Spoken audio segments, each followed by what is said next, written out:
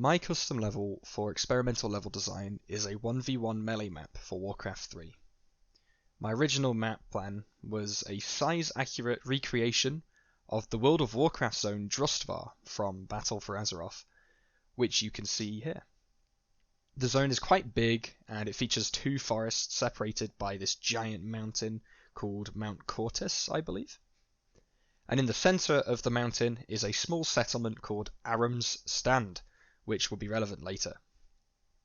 So you've just seen what the zone looked like in-game, and here's what I ended up creating as my first prototype. Now, this prototype looks nothing like the final version of the map, as you'll see very soon. Early on, it became obvious that having a map at this size in Warcraft 3 is really boring to traverse, especially considering this is not a campaign map.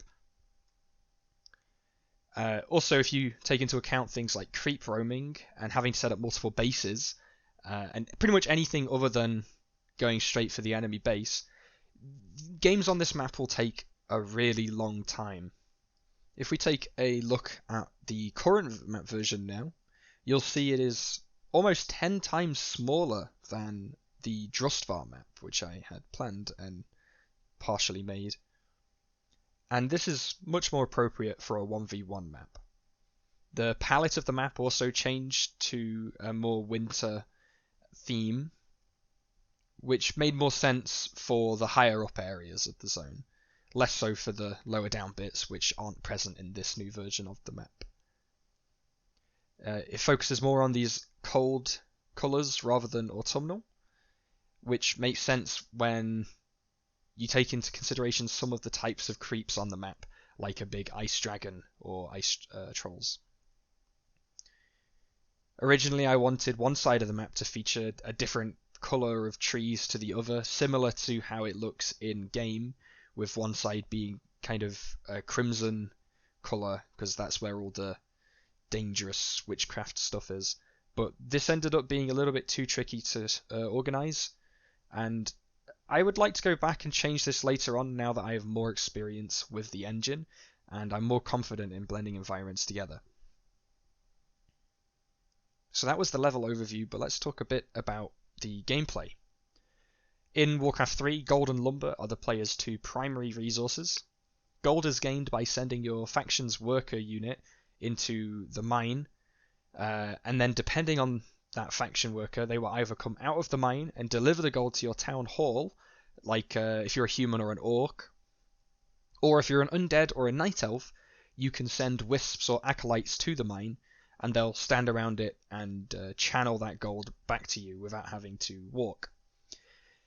This presents an interesting problem for balancing the gold mines, because if the distance between the gold mine and the town hall is quite large, then night elves and undead players will have that inherent advantage by not having that long walking distance to gain the gold. Therefore, you'll build more fast buildings, and it eventually snowballs into a very large problem later in the game, which we saw in one of our testing games, which made me have to move the town hall. As the game progresses, human and orc players can recruit more workers and sort of balance it themselves to get a greater gold per minute than undead and night elf players. And this is because undead and night elves are limited to 5 workers per mine, whereas orc and humans are uncapped to the point, of course, where the gold mine runs out. That is because each gold mine has a limited amount of gold in it. Worker units do also require upkeep, so players generally want to minimize the amount they have, as you are limited to 100 food and each worker is 1. As I previously mentioned, through testing, I found that I had to move the gold mines closer to the player spawns to make accessing them easier for certain races. I ended up checking how far apart the player spawns were in the maps that feature in my research, and when I ended up going with that, I found it just worked really well. It turns out most of these maps are very similar in that regard. Throughout testing, I also properly realise the importance of some of the neutral buildings in the game.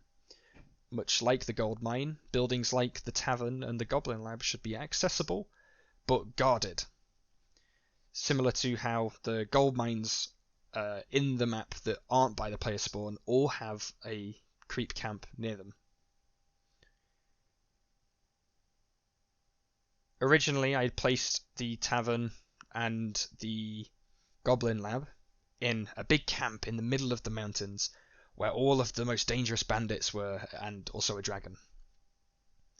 This was an interesting idea for me because it meant you had to work to get that tavern, but it's not worth it.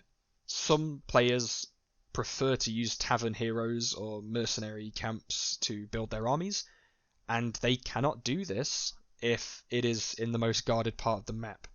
So instead, I would move it into the forest area, but not on the critical path. Because the buildings don't sit on the critical path, it will incentivize players to explore the forest rather than just going straight for the mountain pass, which gives them that secondary goal outside of just going straight for the objective. When I was designing the map, it was very obvious that I had to make it symmetrical. I ended up putting the map on a diagonal, mainly to make the map feel more natural, and also so it resembles the actual Arom's stand from World of Warcraft.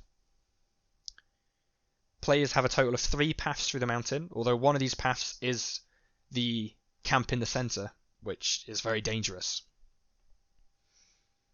The other 2 paths include gold mines, which of course are guarded by some medium creeps that are immune to magic, so can be difficult to defeat for some armies, but it's easily taken into account and not necessarily a huge challenge for most players. The idea of this kind of map design is to slow down the game enough to encourage rush strategies, similar to maps in my research like Thawing Snow, where while you can go straight around the map to attack, the game also provides goblin shipyards where you can get on the boats and sail across the water straight towards the enemy base, incentivizing that rushing strategy of getting as many units into a boat and getting far across the map. I did find out that the Zeppelins from the Goblin Lab actually have less unit space than the boats in the shipyard, meaning that the strategy isn't quite as lucrative. You also have a cooldown before you can recruit a second or a third Goblin Zeppelin, meaning that you have to plan this a little bit beforehand. But regardless, the strategy works, as you might see here. The army of humans, they've just gone past the tavern that you can see there, and they're heading towards the Goblin Lab on the far edge of the map. Some not too difficult creeps to fight here, as we'll see with this full army with some healers and some gunners. Our level 4 hero is easily able to dispatch them. Now we've made it to the Goblin Laboratory, and 1 Zeppelin. We buy the Zeppelin, and there is a cooldown. However, it's almost enough to get the entire army in, and I end up waiting for a second one just so I can actually rush. The cool thing about Zeppelins over boats as well, as we'll see, is their scouting capabilities. Notice how I'm able to see what's in the bandit camp, such as the dragon and what's not been killed yet, and then immediately go down towards the enemy base just to sort of check out what they're up to, what kind of army they've got, which gives me an advantage. Obviously, when they look at my Zeppelins, they don't actually know what units are in the Zeppelins. They don't know how to counter that, but I do. This strategy was great. It meant I could park my units down nearby and then start attacking, as well as making a path from their base to mine so that more units can get through.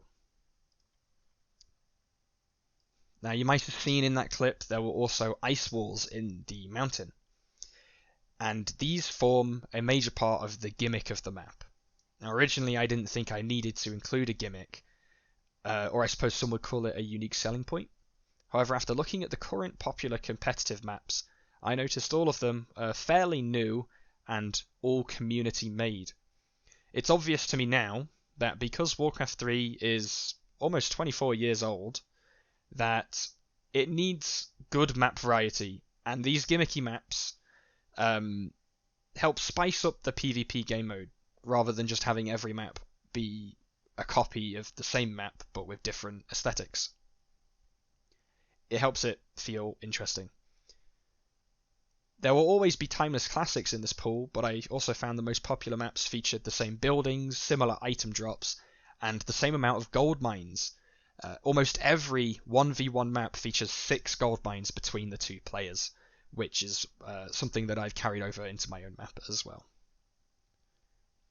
To conclude, I think my map follows the design conventions of old Warcraft 3 1v1 melee maps very well, and from testing, it seems to be quite fun.